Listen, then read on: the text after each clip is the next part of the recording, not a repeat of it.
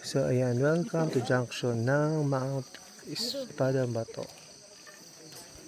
So doon tayo aakyat guys. Dahil ang camera to. Let's go. Good morning. Good morning Rizal. So ayan, maliwanag na. Talang kanina, ang dilim pa. Ang sarap ng hingal. Ito yung dinadaanan natin.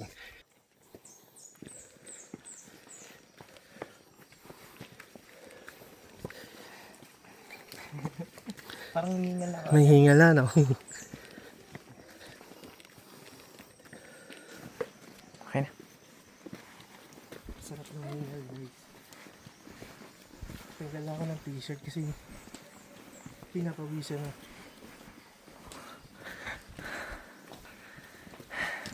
Dinig yung hingal ko dito.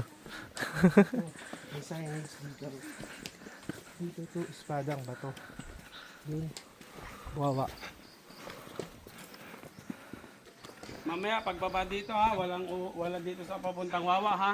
Dito lahat tayo pababa. So doon tayo. Dito ako bababa.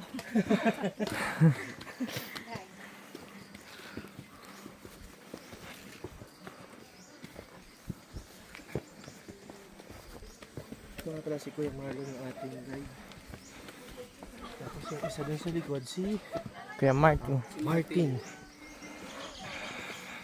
Ayan yung dito.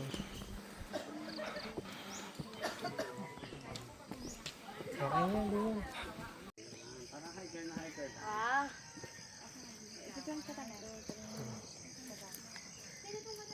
Nagtungo ang The Correspondence dito sa Maki Espadambato sa Antayin natin yung Rizal. ibang mga kasama niya. Para sabay-sabay tayong umakyat. Mas maganda kasi isang anuhan lang. Isang lado So dito yung dadaanan natin isang guys. akyatan lang, isang paliparan ng drone. Tal. Dito yung dadaanan natin. Tinandahan, hindi siya madingin. Kaya hindi tayo magdidiyak. Plus hindi tayo mamumblema. Kaya okay. Maganda yung weather. Thank you Lord. Sir, ayan sir oh. Tuturo ko muna. Ma'am, dyan lang muna kayo. Ano po yung weather? So, nakabigla ka? So, ayan, Dito tuturo po sa sir, atin dito kuya. po yung tuturo ko po sa inyo yung mga nagpapadulas na mga girls ng last November. Nandito po yan sir. Yung nag-enjoy sila kuya. Ay, Po, ito. Ito na yan. Sa may taas. Ayan po, simula sa may taas hanggang dito po yan, hanggang baba dito. Pagpabalik Wala na pa pala. pong tali. Pagpabalik na sila. Pagka pababa na po. Yung maputik na panahon. Ay, yung maputik na panahon po, ng last November po, lang po sila, makikita nyo, nagpapadulas Dito yan pala dyan. guys yung mga may trending ng mga content. Kaso wala tayong makukontent ngayon na videos na kasama natin. Kasi Hindi ito tayo yung po ang makapagpadulas daanan. because masarap po yung magandang daanan. Galing. Yun nga yun yung nakita ko. Dito yun, Pababang mga nakikita ganun. natin, oh. Dito yung nagpapadulas. Kaso wala guys. Okay, Sayang. at least hindi tayo mahirapan. Actually, kaya yung bag na ginamit ko, pili ko Ready. madudulas para Prepared. prepared. Tsaka kung umulan, hindi tayo mababasa yung mga gadgets at yung dala natin. So, yan. So, ito yung view so far.